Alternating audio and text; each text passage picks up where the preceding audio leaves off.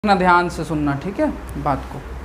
हम लोग क्या देखें कि हम लोग किसी भी वेक्टर को हम इस तरह से लिख सकते हैं। कैसे लिख सकते हैं जी?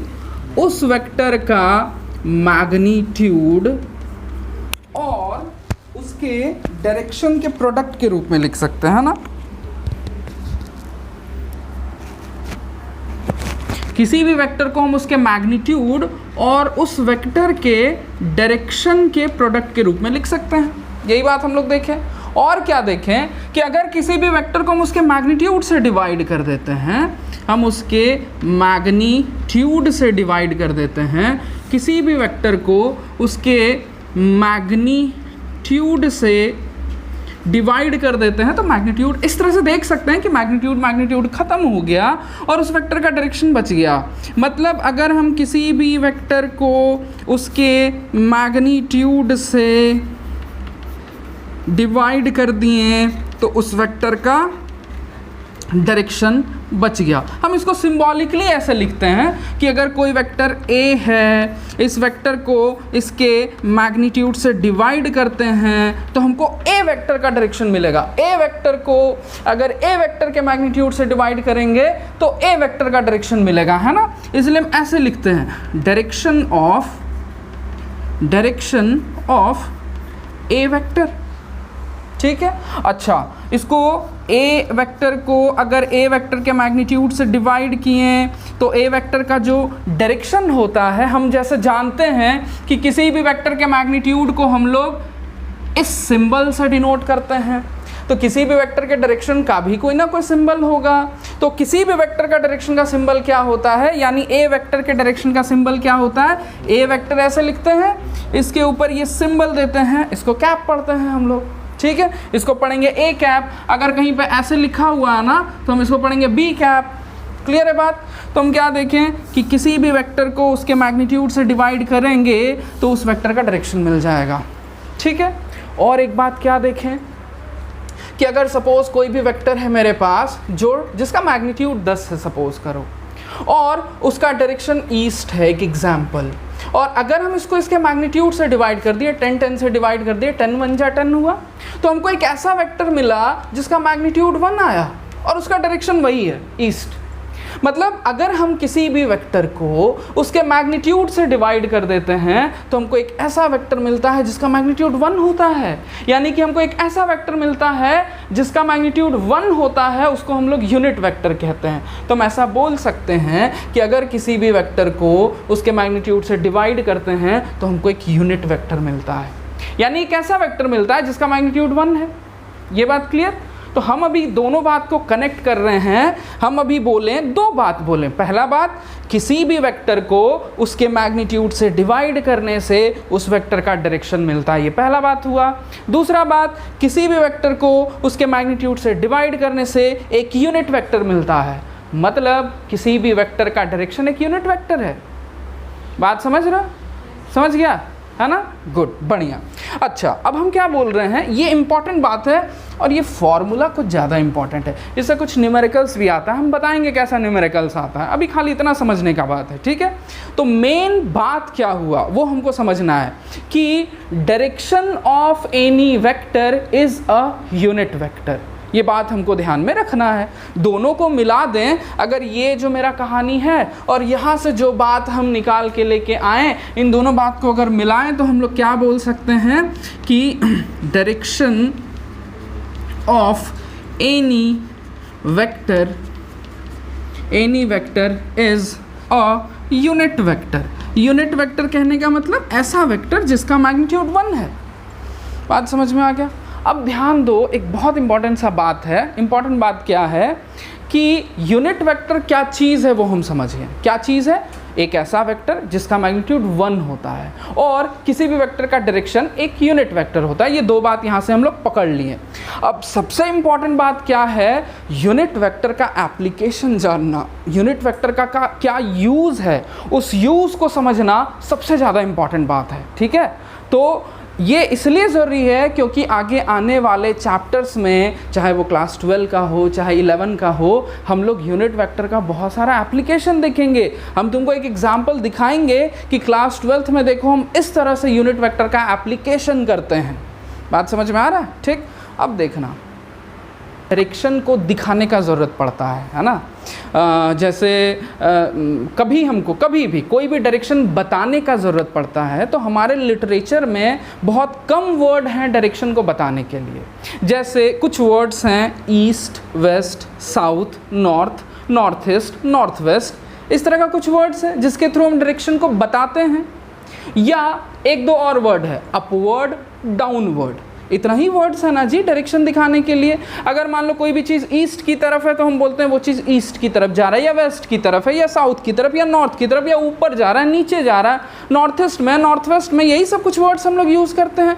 इन जनरल यही कुछ वर्ड्स हैं जिसके हेल्प से हम डायरेक्शन को इंडिकेट करते हैं, डिनोट करते हैं। इंग्लिश लिटरेचर में तो यही कुछ वर्ड्स हैं, लेकिन संस्कृत लिटरेचर में कुछ और भी वर्ड्स हैं। जैसे कुछ एग्जाम्पल हम दे रहे हैं, एग्जैक्टली हमको नहीं पता है लेकिन समझना कुछ एग्जाम्पल। जैसे अगर ये कोना में हमको कुछ चीज़ दिखाना है, जैसे इस कॉर्नर को कहा जाता है ईशान कोण, है ना। इसी तरह से इस कॉर्नर को कहा जाता है अग्नि कोण। इस तरह से कोना को भी नाम दिया गया है, और इस तरह से करके संस्कृत लिटरेचर में 12 डायरेक्शन है। मान लो अगर हमको किसी चीज़ को दिखाना है कि वो इस डायरेक्शन में जा रहा है, तो हम बोलेंगे ईशान कोण में जा रहा है, बोल सकते हैं। अगर जैसे सपोज करो इस साइड में ईस्ट है, और अगर कोई भी चीज़ इधर जा रहा है तो हम बोलेंगे ईस्ट में जा रहा है। अब एक बात समझना, सपोज करो कि हमको इस बल्ब को फोड़ना है, ठीक है। हम एक पत्थर लेंगे और हम ऐसे करके इस बल्ब की तरफ जो है 2 मीटर पर सेकेंड के स्पीड से इस पत्थर को फेंक देंगे, ठीक। तो इस पत्थर की वेलोसिटी जो होगी वो 2 मीटर पर सेकेंड होगी। अगर हम तुमसे पूछे कि हमको बताओ इस ऑब्जेक्ट की या इस पत्थर की वेलोसिटी का डायरेक्शन क्या है, तो तुम इस डायरेक्शन को क्या नाम दोगे, क्या बोलोगे? अपवर्ड बोल पाओगे क्या? नहीं, क्योंकि अपवर्ड ये डायरेक्शन है। तो हम इस डायरेक्शन को कोई नाम दे पाएंगे? नहीं दे पाएंगे, कोई नाम मेरे पास नहीं है। सपोज करो हम इस बेंच को, इस डेस्क को ऐसे प्रेस कर रहे हैं, तो हम अगर तुमसे इस पे हम सपोज करो 50 न्यूटन का फोर्स लगा रहे हैं, ऐसे प्रेस करके हम इस पे 50 न्यूटन का फोर्स लगा रहे हैं। अगर हम तुमको बोलें कि बताओ हम ये जो फोर्स लगा रहे हैं 50 न्यूटन का, इसका डायरेक्शन क्या है, डायरेक्शन का नाम दे पाओगे इस डायरेक्शन का? डाउनवर्ड नहीं बोल सकते, क्योंकि डाउनवर्ड ये वाला डायरेक्शन है, हम इस डायरेक्शन को डाउनवर्ड नहीं बोल पाएंगे। मतलब दुनिया में कई बार ऐसा सिचुएशन हमारे साथ आता है कि कई सारे ऐसे डायरेक्शन आ जाते हैं हमारे सामने जिनको हम कोई नाम नहीं दे सकते हैं।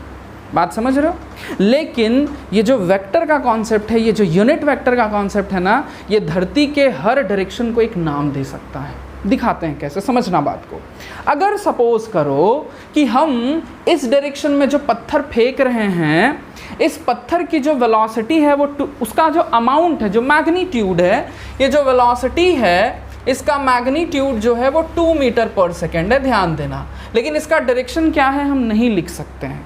लेकिन अगर सपोज करो कि इस डायरेक्शन में ऑलरेडी एक वेक्टर है ए वेक्टर, ऑलरेडी इस डायरेक्शन में एक वेक्टर मौजूद है ए वेक्टर, तो हम इस डायरेक्शन को बोल सकते हैं कि ये ए वेक्टर का डायरेक्शन है, और इसको ए कैप बोल सकते हैं। इस डायरेक्शन को, किसी भी वेक्टर के डायरेक्शन को उस वेक्टर के सिंबल के ऊपर कैप लगा के डिनोट किया जाता है, तो हम इस डायरेक्शन को बोल सकते हैं कि ये डायरेक्शन ए कैप है, ऐसा बोल सकते हैं ना।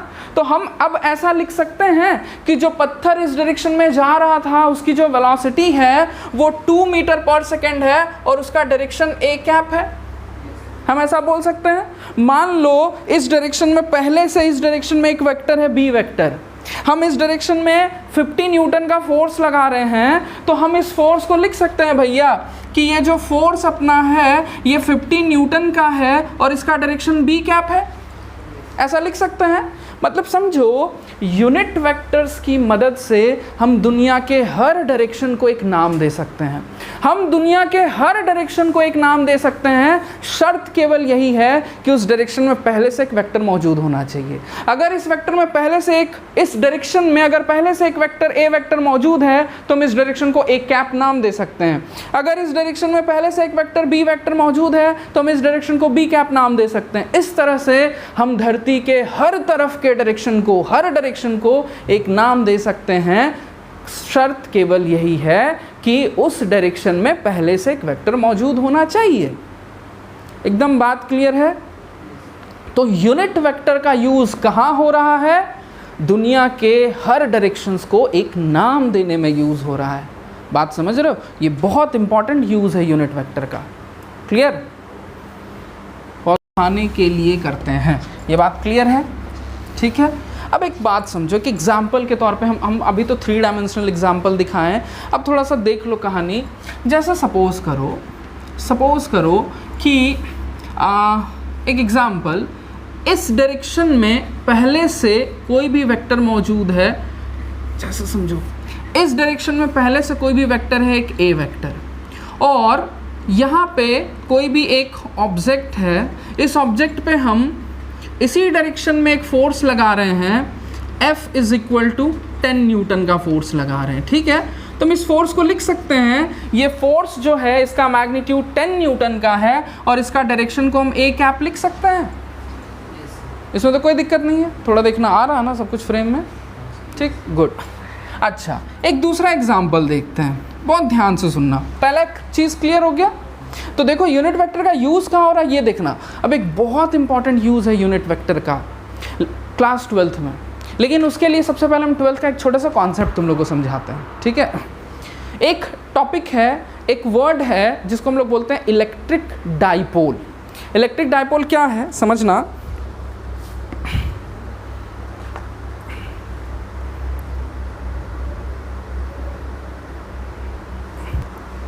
समझना, बहुत ध्यान से समझना, ठीक है। कोई बहुत भारी टॉपिक नहीं है, इसीलिए तुम लोग को समझ में आ जाएगा। 12 का टॉपिक है, फिर भी हम बता दे रहे हैं, भारी नहीं है इसीलिए बता दे रहे हैं। समझो बात को।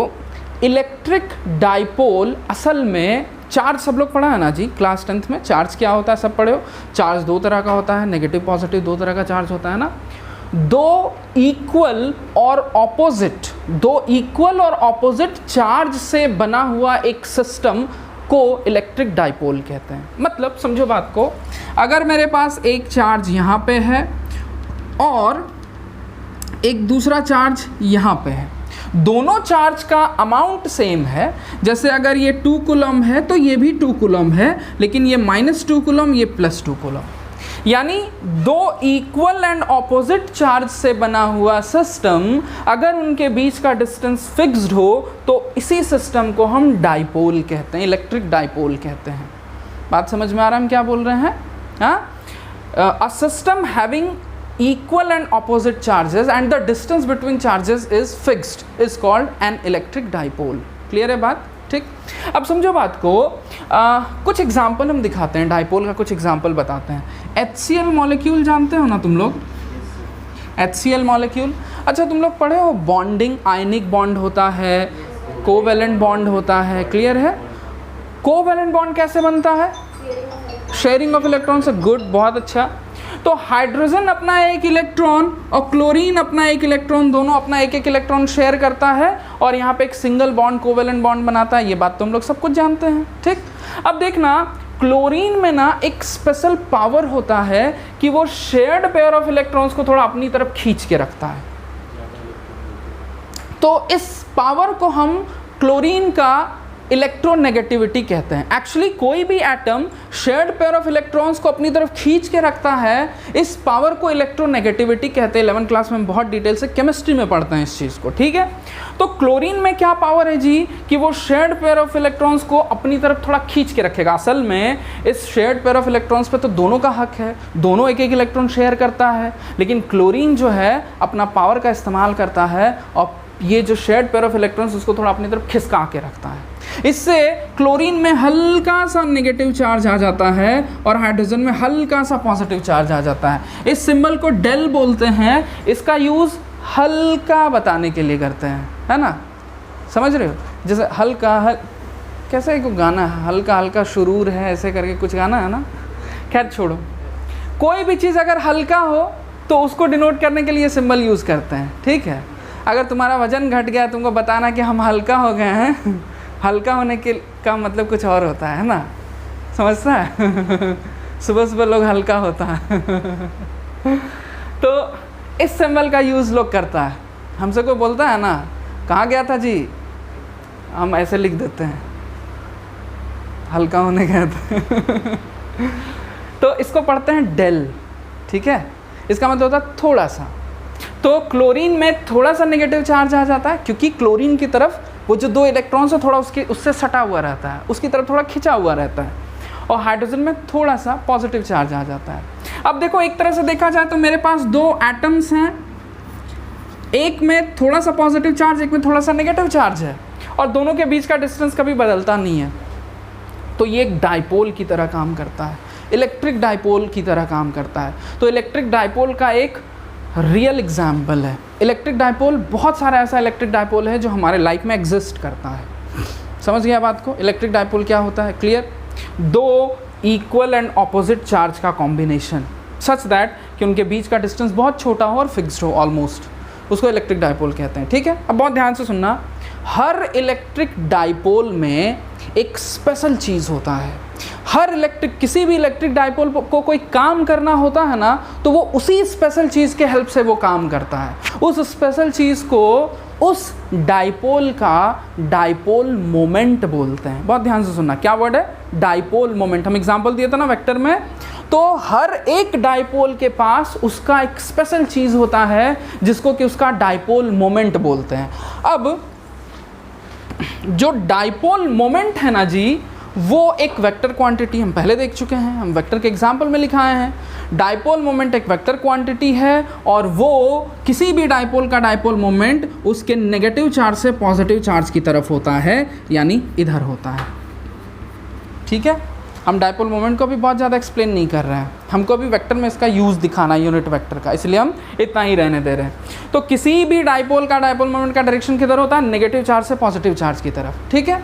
अब अगर हम कभी डाइपोल मोमेंट पढ़ रहे होते हैं ना, और उसी सीन में हम किसी दूसरे वेक्टर को डिस्कस कर रहे हों, जैसे सपोज करो यहाँ पे एक ऑब्जेक्ट है, इस ऑब्जेक्ट पे इस डायरेक्शन में 50 न्यूटन का फोर्स है, तो ये जो फोर्स का डायरेक्शन है ये डाइपोल मोमेंट के डायरेक्शन की ही तरफ है ना, तो हम इस फोर्स के डायरेक्शन को लिख सकते हैं पी कैप। बात समझ में आ गया? बढ़िया से हम समझ गए यूनिट वेक्टर क्या होता है और उसका यूज़ क्या है। यूनिट वेक्टर का यूज़ क्या है? किसी भी डायरेक्शन को दिखाने के लिए यूनिट वेक्टर का यूज़ होता है। क्लियर है निखिल? ठीक। और क्या बात देखें कि अगर हम किसी भी वेक्टर को उसके मैग्नीट्यूड से डिवाइड कर देते हैं तो हमको उस वेक्टर का डायरेक्शन मिल जाता है, जो कि एक यूनिट वेक्टर है। क्लियर है? और जो यूनिट वेक्टर हमको मिलता है, बहुत ध्यान से सुनना, अभी हम एक एग्जांपल दिखाए थे ना जी कि कोई एक ऐसा वेक्टर है जिसका मैग्नीट्यूड 10 है और उसका डायरेक्शन ईस्ट की तरफ है। एक एग्जांपल, बहुत इंपॉर्टेंट बात ध्यान देना, न्यूमेरिकल्स में इसका यूज़ होता है। अगर हम इसको इसके मैग्नीट्यूड से डिवाइड कर दें तो आंसर के रूप में, रिजल्ट के रूप में क्या आता है? 1 ईस्ट। मतलब एक यूनिट वेक्टर आता है जिसका डायरेक्शन उधर ही है जिधर उस पेरेंट वेक्टर का था। बात समझ रहे हो? तो अगर तुमसे क्वेश्चन पूछे ना कि एक ऐसा यूनिट वेक्टर फाइंड करो जो कि पेरेंट वेक्टर के डायरेक्शन में ही हो, तो हम उस पेरेंट वेक्टर को उसके मैग्नीट्यूड से डिवाइड कर देते हैं, तो हमको एक यूनिट वेक्टर मिल जाता है जो उसी के डायरेक्शन में है। पॉइंट पकड़ रही है? ठीक है। तुम लोगों को करना क्या है, यूनिट वेक्टर का हम डेफिनेशन लिखा रहे हैं, उसके बाद ये बात कॉपी कर लेना है। क्लियर? अब बोल रहे हैं, पहले डेफिनेशन लिख लो। यूनिट वेक्टर का डेफिनेशन लिखना। डेफिनेशन क्या लिखेंगे जी? हेडिंग डालो।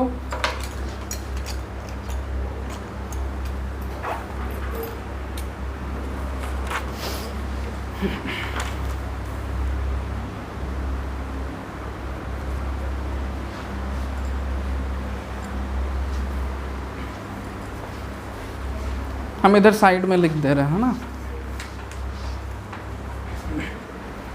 लिखना a vector having magnitude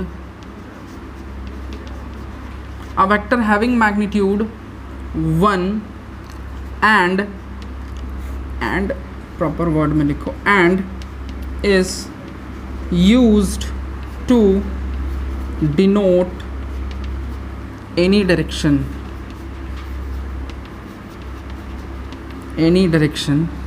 is called unit vector.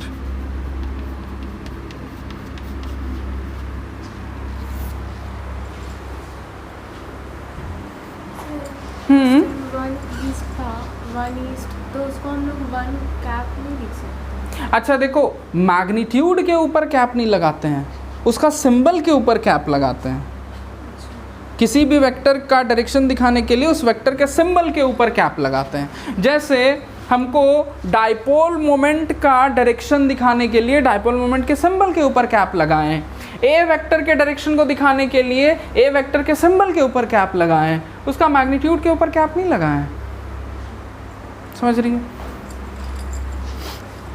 अब यूनिट वेक्टर का डेफिनेशन लिखने के बाद हम लोग क्या करेंगे, पूरा ये चीज लिखो यहां से यहां तक और ये दोनों एग्जाम्पल लिख लो। कोई ऐसा बच्चा जिसको बात नहीं समझ में आया हो?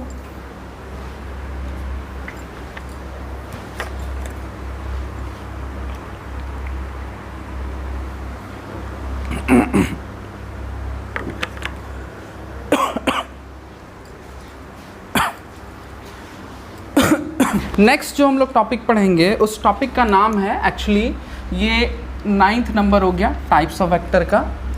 इसका नाम है बेस वेक्टर्स। Base vectors.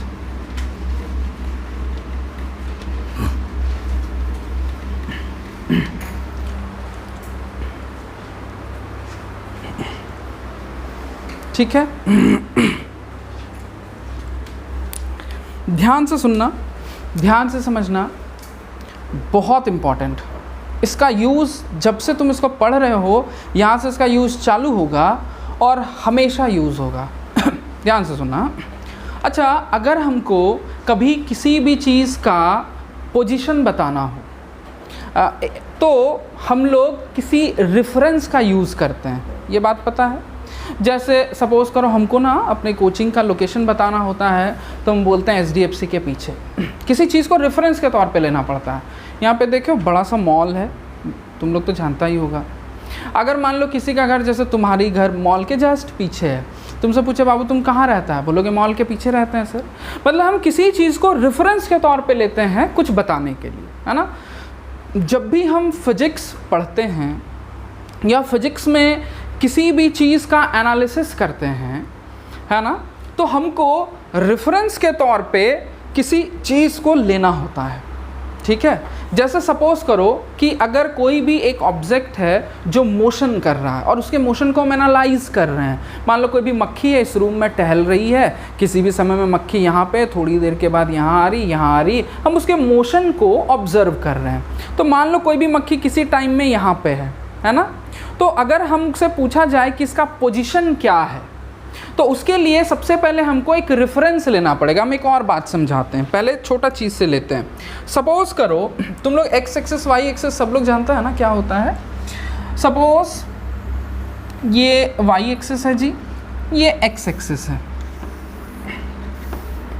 ये एक्स एक्सिस है। समझना बात को, बहुत ध्यान से समझना। फिजिक्स बहुत बढ़िया से समझने का ज़रूरत है जी। खाली इसको हम कैलिब्रेट कर दिए। मान लो ये 1 है, ये 2 है, मानना क्या, ये तो 1 है ही है, ये 3 है, ये 4 है, और यहाँ पे ये 1, ये 2, ये 3। सपोज़ कोई भी पॉइंट यहाँ पे है, एक एग्जाम्पल, कोई भी एक पॉइंट है जो यहाँ पे है। ध्यान देना, कोई भी एक पॉइंट है जो यहाँ पे है। ठीक, अगर हम तुमसे बोलें कि इस पॉइंट का कोऑर्डिनेट क्या है, क्या बोलोगे? इसमें तो किसी को दिक्कत नहीं है अंजलि, इसका कोऑर्डिनेट क्या होगा? 2, 3। किसी भी पॉइंट का कोऑर्डिनेट क्या होता है? असल में उस पॉइंट का एड्रेस होता है। उस पॉइंट तक पहुंचने का तरीका होता है। 2,3 का मतलब क्या है समझो, अगर हमको इस पॉइंट तक पहुंचना है तो हमको x एक्सिस में 2 तक जाना होगा और y एक्सिस की तरफ 3 तक जाना होगा, तो हमको वो पॉइंट मिल जाएगा। असल में किसी भी पॉइंट का कोऑर्डिनेट्स जो है इस पॉइंट का एड्रेस है। इस कोऑर्डिनेट के हेल्प से हम इस पॉइंट तक पहुंच सकते हैं जी, है ना। हमको अगर इस पॉइंट तक पहुंचना होगा तो हमको ओरिजिन से x एक्सिस की तरफ 2 तक जाना होगा और y एक्सिस की तरफ 3 तक जाना होगा। ये बात बता रहा है ये कोऑर्डिनेट्स, बात समझ रहे हो। तो कोऑर्डिनेट्स क्या हुआ, किसी भी पॉइंट का एड्रेस हुआ। अगर हम तुमसे पूछें इस पॉइंट का एग्जैक्ट लोकेशन बताओ तो क्या है, तुम हमको उसका कोऑर्डिनेट्स बता दोगे ना कि सर इस पॉइंट का कोऑर्डिनेट 2,3 है, हम समझ जाएंगे वो पॉइंट कहाँ है। उस पॉइंट तक हम एग्जैक्टली उस पॉइंट तक पहुँच जाएंगे, है कि नहीं। अगर हम तुमसे पूछें कि उस पॉइंट का लोकेशन बताओ, तुम ये पॉइंट का नाम हम P दे देते हैं, हम पूछेंगे P पॉइंट का लोकेशन बताओ, कहाँ पे P पॉइंट है, हम उसको कहाँ खोजें, तुम उसका कोऑर्डिनेट बता दोगे कि सर उसका कोऑर्डिनेट 2,3 है, हम आराम से उसको खोज लेंगे। हम ओरिजिन से x एक्सिस में 2 तक जाएंगे, y एक्सिस में 3 तक जाएंगे, हमको पॉइंट मिल गया।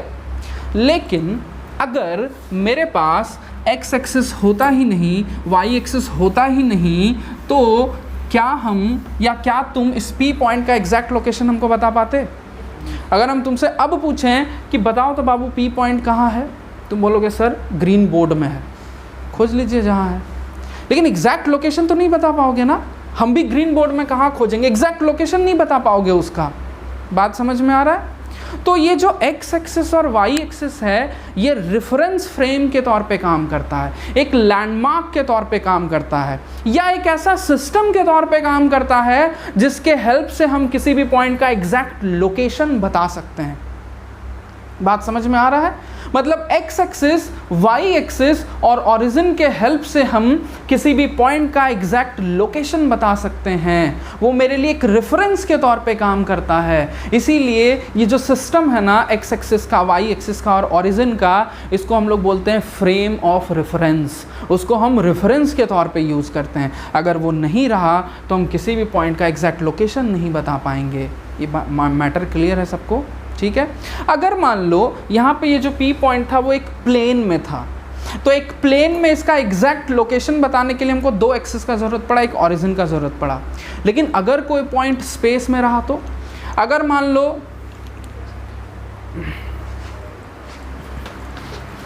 तुम खुद से हैंडल करो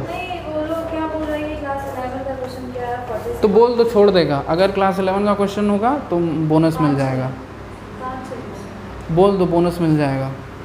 और अब हमको डिस्टर्ब मत करना, सब ध्यान से सुनना। क्या बोल रहे हैं हम कि अगर कोई भी पॉइंट एक प्लेन में नहीं रह के स्पेस में रहा और हमको उसका पोजीशन बताना है, ठीक है। सपोज करो पॉइंट यहाँ पे है, पॉइंट या कोई ऑब्जेक्ट, मान लो ऑब्जेक्ट यहाँ पे है और हमको इसका पोजीशन बताना है, ठीक है। देखो समझना बात को। अगर हम अभी क्या देखें कि अगर कोई पॉइंट एक प्लेन में है तो उसका पोजीशन बताने के लिए हमको 2 एक्सिस का ज़रूरत पड़ता है, x एक्सिस, y एक्सिस और एक ओरिजिन का ज़रूरत पड़ता है। लेकिन अगर कोई पॉइंट एक स्पेस में है, मान लो यहाँ पे कोई एक पॉइंट है या एक कोई मक्खी है सपोज करो, हमको इसका पोजीशन बताना है, एग्जैक्ट लोकेशन बताना है, तो हम लोग को 3 एक्सिस का ज़रूरत पड़ता है और ओरिजिन का ज़रूरत पड़ता है, ठीक है। सपोज करो ये जो ये कॉर्नर दिख रहा है ना, ये जो कॉर्नर दिख रहा है, ये कॉर्नर, इस कॉर्नर को हम ओरिजिन मानते हैं और इधर ये जो लाइनिंग दिख रहा है, इस लाइनिंग को हम x एक्सिस मान रहे हैं, ये जो लाइनिंग है, ठीक है। और इधर वाले लाइनिंग को, उस वाले लाइनिंग को हम y एक्सिस मान रहे हैं और इसको z एक्सिस मान रहे हैं, ठीक है। सपोज करो कोई पॉइंट यहाँ पे, या मान लो एक मक्खी है छोटी सी यहाँ पे है, ठीक। अगर ध्यान देना, इस मक्खी तक पहुँचने के लिए हमको x एक्सिस की तरफ सपोज करो 1 मीटर चलना पड़ा और y एक्सिस की तरफ 2 मीटर चलना पड़ा और z एक्सिस की तरफ 3 मीटर चलना पड़ा, तो इसका कोऑर्डिनेट हो गया 1, 2, 3। तो अगर हमको इसका कोऑर्डिनेट पता चल जाए तो हम इसका पोजीशन आराम से बता सकते हैं, है ना। और कोऑर्डिनेट जानने के लिए हमको एक सिस्टम बनाना पड़ता है, x एक्सिस का, y एक्सिस का और ओरिजिन का। तो हम ये जो सिस्टम यहाँ पे बनाए ना, मान लो कि ये एक लैब है, हम फिजिक्स में कोई एक्सपेरिमेंट कर रहे हैं या कोई इस मक्खी के मोशन को एनालाइज कर रहे हैं, तो हमको क्या करना पड़ेगा, यहाँ पे एक सिस्टम बनाना पड़ेगा, इमेजिन करना पड़ेगा, या एक सिस्टम डेवलप करना पड़ेगा एक्स एक्सिस का, वाई एक्सिस का और जेड एक्सिस का और ओरिजिन का। अब इस सिस्टम को बनाने से क्या फ़ायदा होगा, हम इस मक्खी का एग्जैक्ट लोकेशन, एग्जैक्ट पोजीशन बता सकेंगे, उसका कोऑर्डिनेट्स बता पाएंगे। बात समझ में आ रहा है? ठीक है। तो हम क्या देखें कि हम जब भी फिजिक्स में कोई काम करते हैं या कभी भी कोई एक्सपेरिमेंट करते हैं, तो हमको सबसे पहले एक फ्रेम बनाना पड़ता है। ये जो हम X axis, Y axis, Z axis को इमेजिन किए, इस लाइन को एक्स एक्सिस मान लिए, इसको वाई एक्सिस, इसको जेड एक्सिस, इस पूरे सिस्टम को हम कहते हैं फ्रेम ऑफ रेफरेंस, है ना। हम एक फ्रेम सेट कर दिए। अब इस फ्रेम में हम इस मक्खी के मोशन को ऑब्जर्व करेंगे कि मक्खी का पोजीशन पहले 1, 2, 3 था, अब मक्खी उड़ के यहाँ पे पहुँच गई, तो इसका पोजीशन सपोज करो 2, 3, 4 कुछ भी हो गया, बदल गया। तो इस हिसाब से हम उसके मोशन को आसानी से लोकेट कर सकते हैं, समझ सकते हैं, उसके पोजीशन को आराम से समझ सकते हैं। बात समझ में आया?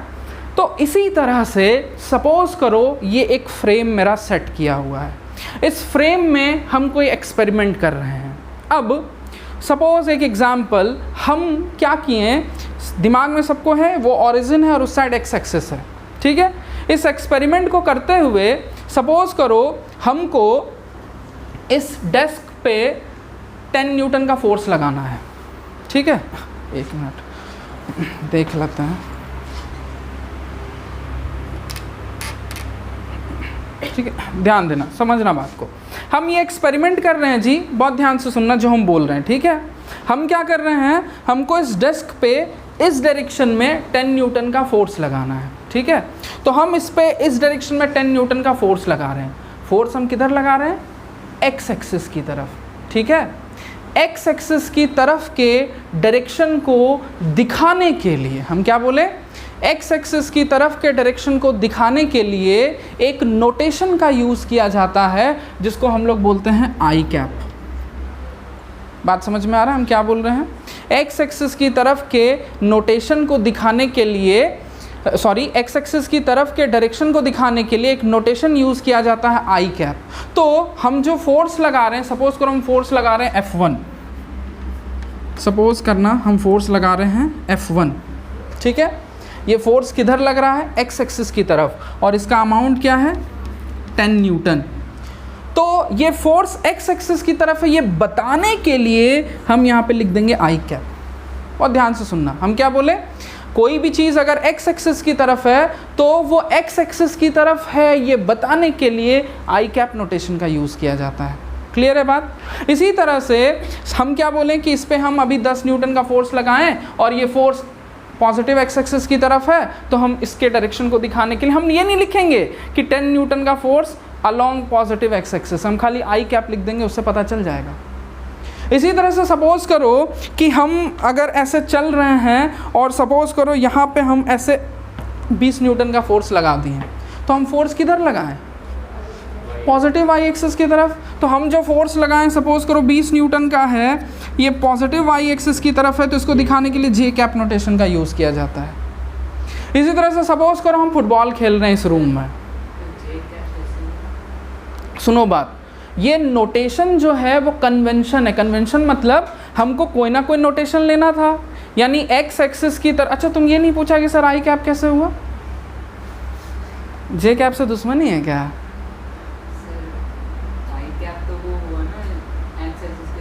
इसी तरह से एक्स एक्सिस की तरफ के डायरेक्शन को दिखाने के लिए आई कैप नोटेशन का यूज़ करते हैं, वाई एक्सिस की तरफ के डायरेक्शन को दिखाने के लिए जे कैप का नोटेशन यूज़ करते हैं, और जेड एक्सिस की तरफ के डायरेक्शन को दिखाने के लिए के कैप नोटेशन का यूज़ करते हैं। समझ रहा बात को? मतलब ये कन्वेंशनल है। जो भी साइंटिस्ट ये पूरा कहानी बनाया होगा, उसको मन में कुछ भी सिंबल लेने का आया होगा, वो आई जे के ले लिया। बात समझा? सपोज हम यहाँ इस रूम में फुटबॉल खेल रहे हैं, ऐसे बॉल आया, हम एक हेड किक लेते हैं। मान लो हम 50 न्यूटन का फोर्स से हेड किक लेते हैं, तो हम बॉल पे किधर फोर्स लगाएंगे, जेड एक्सिस की तरफ। तो हम इस फोर्स को सपोज करो F3 नाम दे रहे हैं, तो हम लिखेंगे ये 50 न्यूटन का फोर्स है जी, इसका डायरेक्शन के में लिख देंगे के कैप। के कैप का मतलब पॉजिटिव जेड एक्सिस की तरफ। बात समझ में आया क्या बोल रहे हैं? ठीक, समझ है ना? तो हम क्या देखें कि हम एक्स एक्सिस की तरफ के डायरेक्शन को दिखाने के लिए किस नोटेशन का यूज़ करते हैं, आई कैप, वाई एक्सिस की तरफ के डायरेक्शन को दिखाने के लिए जे कैप, और जेड एक्सिस की तरफ के डायरेक्शन को दिखाने के लिए के कैप नोटेशन का यूज़ करते हैं। ये बात एकदम क्लियर, ठीक है। अच्छा, इसी तरह से नेगेटिव एक्स एक्सिस की तरफ के डायरेक्शन को दिखाने के लिए माइनस आई कैप, नेगेटिव वाई एक्सिस की तरफ के डायरेक्शन को दिखाने के लिए माइनस जे कैप, और नेगेटिव जेड एक्सिस की तरफ के डायरेक्शन को दिखाने के लिए माइनस के कैप नोटेशन का यूज़ करते हैं। ये अच्छा ध्यान दो, हम के कैप लिख रहे हैं और इसका यूज़ डायरेक्शन को दिखाने के लिए हो रहा है, इसलिए इसको यूनिट वेक्टर कहते हैं। तो ये जो 6 यूनिट वेक्टर हैं, ये जो 6 यूनिट वेक्टर हैं जिनका यूज़ स्पेशल डायरेक्शंस को दिखाने के लिए होता है, एक्स एक्सिस की तरफ के डायरेक्शन को दिखाने के लिए, वाई एक्सिस की तरफ के डायरेक्शन को दिखाने के लिए, और जेड एक्सिस की तरफ के डायरेक्शन को दिखाने के लिए। तो इन 6 यूनिट वेक्टर्स को ही बेस वेक्टर्स कहा जाता है। बात समझ में आ गया, ठीक है। अब थोड़ा सा हम इसको बोर्ड वर्क से भी बढ़िया से समझा देते हैं। देखिएगा जी, हम एग्जैक्टली उसी तरह का एक्सेस ड्रॉ कर रहे हैं जैसा हम 3 डायमेंशनली तुम लोग को बताएं।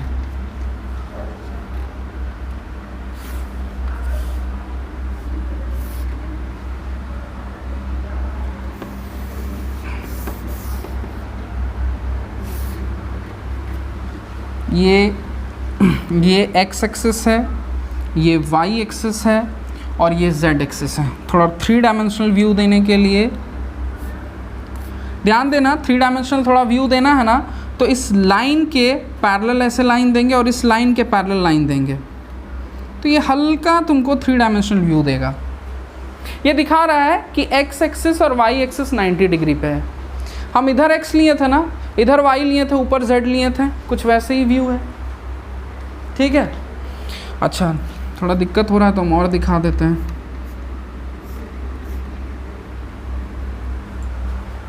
ठीक है, वैसे इतना देने का ज़रूरत नहीं है।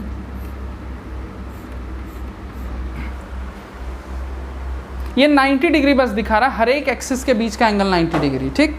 अब समझो थोड़ा बात को, अगर कोई भी एक ऑब्जेक्ट है, यहाँ पे देखो, अगर कोई भी एक ऑब्जेक्ट है जी, ठीक है, इस ऑब्जेक्ट पे इस डायरेक्शन में कोई फोर्स लग रहा है, हम इस फोर्स को लिख सकते हैं, मान लो F1 नाम दिए हैं, ये 5 न्यूटन का है, तो 5 न्यूटन आई कैप लिख सकते हैं क्योंकि ये पॉजिटिव एक्स एक्सिस की तरफ है।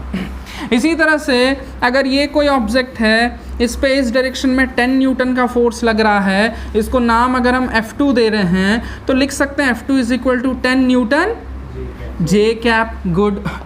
सपोज करो ये कोई फुटबॉल है ना, और सपोज करो निखिल जो है वो हेड किक मारेगा उसको, निखिल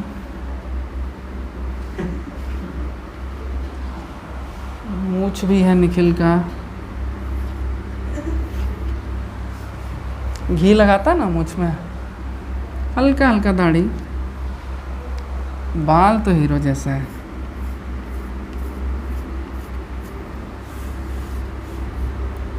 बाइसेप्स भी बना देना पड़ेगा यार।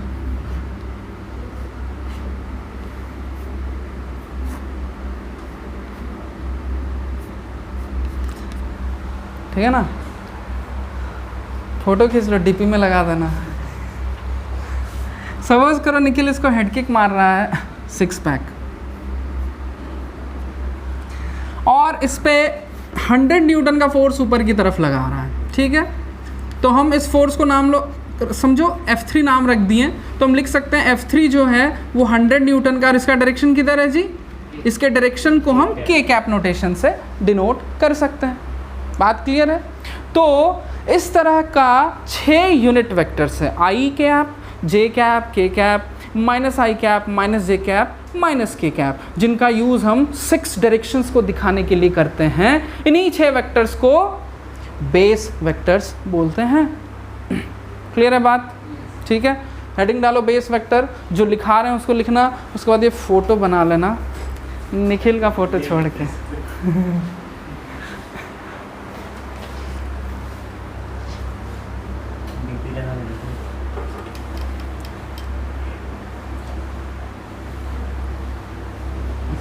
डीपी लगा। हाँ, पहले बेस वेक्टर हेडिंग लिख लेना पहले, हाँ, और जो हम अभी लिखाएंगे उसको लिख लेना, तब ये फ़ोटो बनाना, ठीक ना। फ़ोटो दिखाएगा ना बाबू तो दहेज दुगुना हो जाएगा।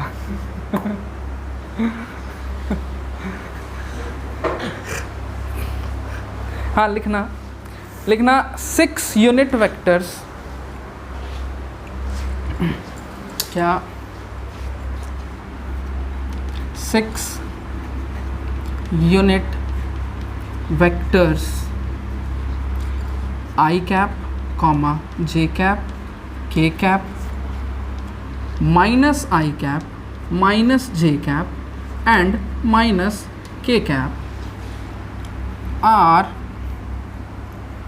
are used to indicate directions along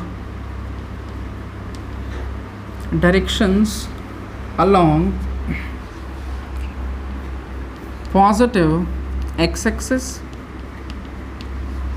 positive y-axis,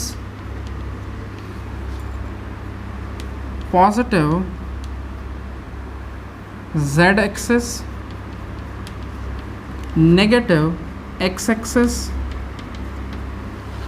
negative, कहीं वी लिख दिए, कहीं पे खाली साइन लिख दिए, ठीक है, तो जैसा तुम लोगों को लिखना है, ठीक है, negative Y axis and negative Z axis respectively.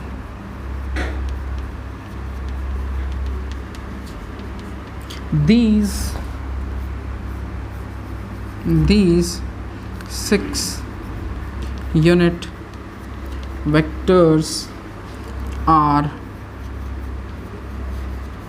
called base vectors.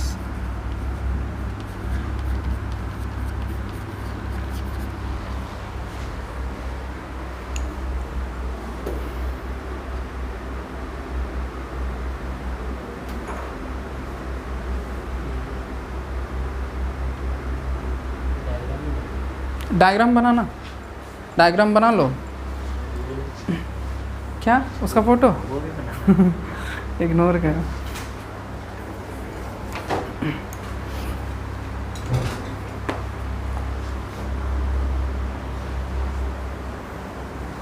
Diagram बनाना है ना।